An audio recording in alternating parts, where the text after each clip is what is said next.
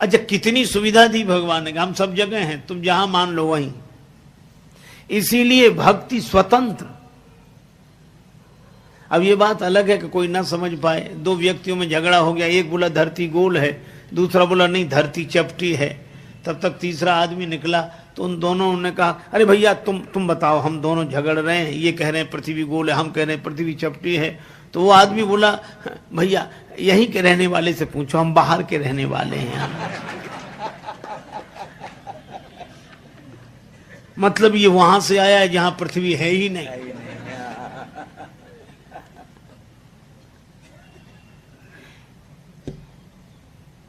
श्रीमद् भागवत में कथा है, भगवान जब प्रकट हो रहे थे, माता के गर्भ में थे, तो उनकी गर्भ स्तुति हुई। तो एक संत ने कहा कि भगवान गर्भ में आए तो देवता उनकी स्तुति करने लगे। एक सज्जन खड़े हो गए, कहने लगे भगवान भी गर्भ में आते हैं। अब उसको आपत्ति है, भगवान और गर्भ में आ जाएं तो फिर हम में और भगवान में अंतर क्या है? तो उसने कहा भगवान भी गर्भ में आते हैं। तो कथा कहने वाले महात्मा कुछ कहते, इसके पूर्व ही एक महापुरुष वहां विराजमान थे, उन्होंने उसी से प्रतिप्रश्न किया। उसने कहा क्या भगवान गर्भ में आते हैं? तो महात्मा उससे पूछने लगे क्या भगवान गर्भ में नहीं है? क्योंकि एक और तो तुम कहते हो कि भगवान कण कण में ईशावास्यमिदं सर्वम यत्किंच जगत्याम जगत, ईश इदम सर्वम ईश आवास्य, सब जगह ईश्वर। जब सब जगह है तो सब जगह से माता का गर्भ बाहर है। अरे भाई, जब सब जगह है तो किसी ने माता के गर्भ में मान लिया तो क्या कठिनाई हो गई? जब सब जगह है तो किसी ने मूर्ति में मान लिया तो कठिनाई क्या हो गई? जब सब जगह है तो किसी ने चित्र में मान लिया तो कठिनाई क्या है? अद्भुत हमारी व्यापकता की सोच है। हम परमात्मा को सर्वव्यापी तो मानते हैं, पर मूर्ति में नहीं मानते, चित्र में नहीं मानते, और परमात्मा सर्वव्यापक है। इतनी सुंदर बात कही कि सर्वव्यापक को किसी ने कहीं भी मान लिया, क्या फर्क पड़ता है? वह तो है ही। चाहे मंदिर में, मूर्ति में, कैलेंडर में, आपका जहां मन करे वहां मान लो, पर अपने ढंग से मान लो, अपने हिसाब से। अब मीराबाई ने भगवान का एक नाम चुना, मीरा के प्रभु गिरधर नागर, यही नाम, मीरा के प्रभु गिरधर नागर। और सूरदास जी, जय मीरा के गिरधर नागर, सूरदास के श्याम, नरसी के प्रभु साह संवरिया, तुलसीदास के राम। कितने भगवान हो गए? मीराबाई के तो गिरधर नागर, सूरदास जी के श्याम, और नरसिंह जी के सांवल शाह, और तुलसीदास जी के राम। अरे भाई, एक बार एक सज्जन बोले कि श्री कबीरदास जी ने तो 4 राम बताए अलग अलग। हम लोग 4 कैसे? का एक राम दशरथ का बेटा, एक राम घट घट में लेटा, एक राम का सकल पसारा, एक राम सब घट से न्यारा। हमने कहा कबीरदास जी ने 4 कहा, एक ही तो कहे। आप विचार करो, एक राम दशरथ का बेटा, एक राम घट घट में बैठा, और एक राम का सकल पसारा, एक राम सब घट से न्यारा। राम तो एक ही है, राम अलग अलग कहा? बोले ऐसे तो हमने सोचा ही नहीं। तो हमने कहा ऐसे कहा करो कि वही राम दशरथ का बेटा, वही राम घट घट में बैठा, उसी राम का सकल पसारा, वही राम है सबसे न्यारा। इसलिए भगवान के जितने रूप हैं भक्तों ने बनाए। नरसिंह जी तो अपनी कुटिया में श्री कृष्ण गोविंद हरे मुरारे, हे नाथ नारायण वासुदेवा, श्री कृष्ण गोविंद।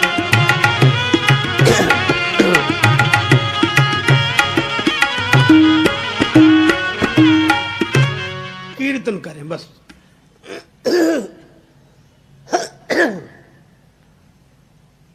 अब ऐसे के पास रहे कौन? सो महाराज 16 सूरदास,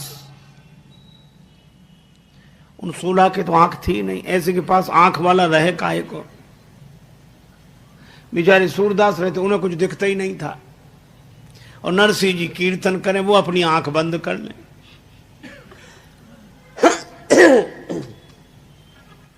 भंडारे के लिए उधार सामग्री ले आवे, बस जब हो जाए तब दे दें। एक बार उस बस्ती में कुछ संत लोग आए। संतों ने पूछा कि भाई हमें द्वारिका जाना है, पैसा हमारे पास है, यहां किसी के पास हम पैसा जमा कर दें, द्वारिका में कारोबार हो तो हुंडी का कागज लिख कर दे दें तो हमें ये धन साथ नहीं ले जाना पड़ेगा। गांव के लोग बड़े जलते थे नरसिंह जी से। कहा कि महाराज सेठ तो एक ही है यहां, पर बहुत ऐसे रहता है दीनहीन भाव से, आप पीछे पड़ जाना, द्वारिका में बड़ा कारोबार है उसका, वो लिख सकता है हुंडी, और तो गांव में कोई है ही नहीं। संतों ने कहा चलो। नरसिंह जी श्री कृष्ण गोविंद हरे मुरारे, हे नाथ नारायण वासुदेव, और संत आए। अरे जय हो सेठ जी, हमारा भी उद्धार करो। नरसिंह जी कांप गए, हम कब से उद्धार करने लगे? हम तो कीर्तन करते हैं। सेठ बोले कि हम द्वारिका जा रहे हैं, हमारा पैसा जमा करो और हुंडी लिख कर दो। नरसिंह जी ने कहा कि महाराज मैं तो दीनहीन हूं, मैं तो खुद उधार ला ला के भंडारा करता हूं, ऐसे ही हम तो कीर्तन करने वाले हैं, गरीब आदमी हमारे पास को। संत बोले गांव वालों ने पहले ही कहा था वो ऐसे ही बोलेगा।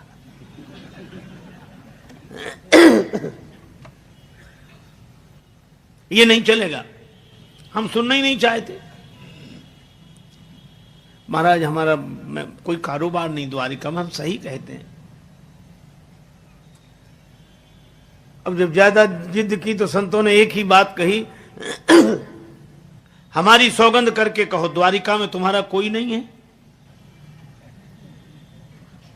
अब नरसिंह जी की आंखों में आंसू आ गए। ये कैसे कहते हैं कि द्वारिका में कोई नहीं? द्वारिका में ही तो कोई है जिससे हमारा नाता है। नरसिंह जी चुप हुए। संतों ने कहा तुम लिखो हुंडी। नरसिंह जी ने भी सोचा कि भगवान ने भेज दिया तो लिखा ही देते। लाओ पैसा ले लिया, हुंडी लिख दी। लिखें किसके नाम? सो झूठ ऐसे ही नाम भगवान का मना के सावल शाह फर्म मिलेगी, सावल शाह है वहां ये कागज दिखाना, तुम्हें रुपए मिल जाएंगे, जाओ। नरसिंह जी सोच रहे थे संत अभी इतनी जल्दी तो आते नहीं, तब तक भोज भंडारा होगा, जो होगा देखा जाएगा।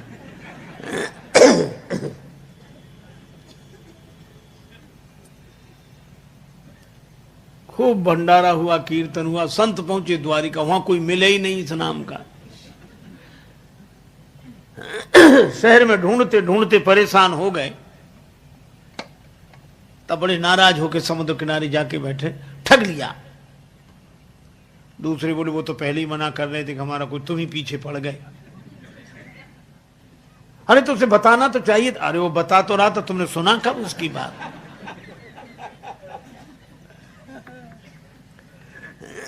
नरसिंह जी को बुरा भला कहने लगे, गाली देने लगे। संतों की भाषा। बैठ सिंधु तट संत जन भरने लगे जो आह, तब तक प्रभु जी प्रगट भे बन के सांवल साह।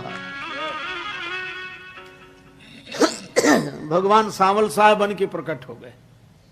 चश्मा लगाए, कलम कान पे रखे, पगड़ी बांधे, पूरा पोशाक।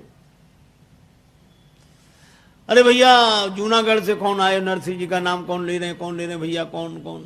अब संतों ने सुना कि कोई अपनी बारे में पूछ रहा है। संतों, अरे भैया आओ आओ आओ, आप भले आ गए हो। मेरा नाम सावल शाह है, मैं यहाँ से बहुत दूर रहता हूँ, इसलिए कल मिल नहीं पाया। लाओ हुंडी दो। संतों ने कहा जल्दी दो। हुंडी दी, रुपया मिल गया। भगवान ने एक चिट्ठी लिखी नरसिंह जी को, ये दे देना। संत आराम से द्वारिका रहे। अब लौटे, जूनागढ़ में चिट्ठी देते चले। अब जूनागढ़ पहुंचे तो लोगों ने कहा कि वही संत आ रहे हैं जो द्वारिका गए थे, तुमने हुंडी लिखी थी।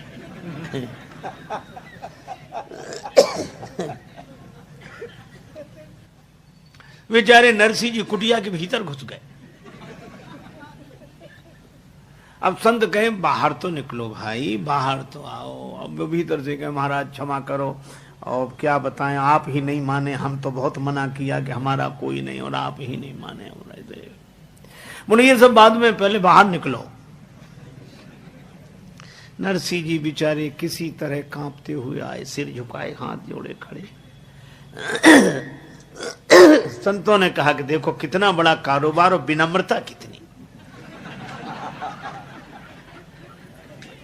अब नरसिंह जी को लगे कि व्यंग कर रहे हैं।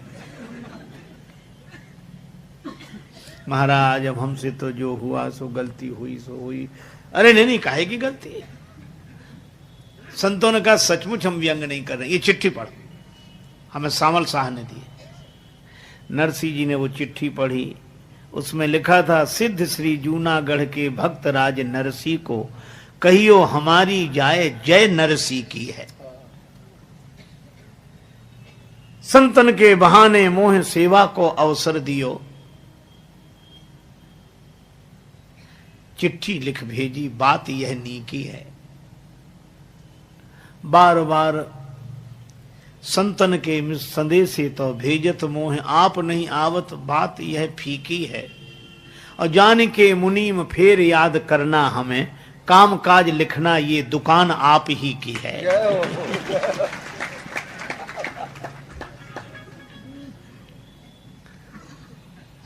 नरसिंह जी ने चिट्ठी माथे पर रखी। जय हो प्रभु।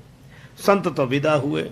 शाम को नरसिंह जी, दर्शन दो घन श्याम नाथ मोरी, अखियां प्यासी दे।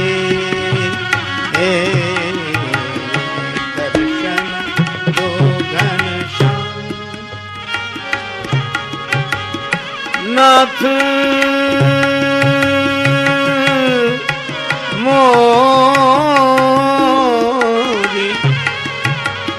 मोरी,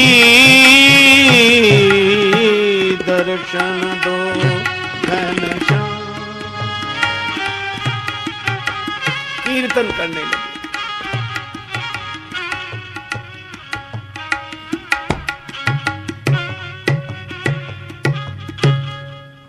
भगवान प्रकट हो गए।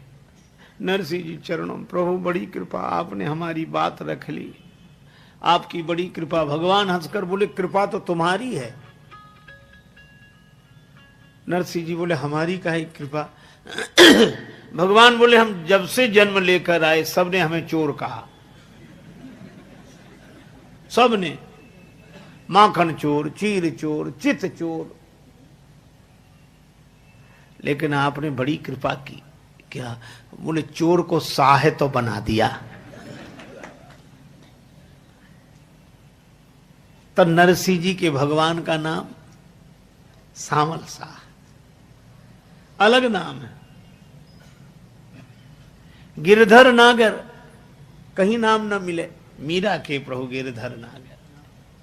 तो भक्त लोग अपनी भावना के अनुसार भगवान को अपना बनाते हैं। देखो आस्तिकता और भक्ति में यही अंतर है। जैसे किसी के पास आटा रखा हो, आटा खूब भंडार भरा हो आटे का, और आटे की रोटी बनती है, लेकिन पेट आटे से नहीं भरता, रोटी से भरता है। तो आटा अपने पास है, ये आस्तिकता है। परमात्मा है, हम मानते, परमात्मा है, मानते हैं। पर भक्ति है उस आटे की रोटी बना लेना। देखो भगवान का पता प्राप्ति नहीं है,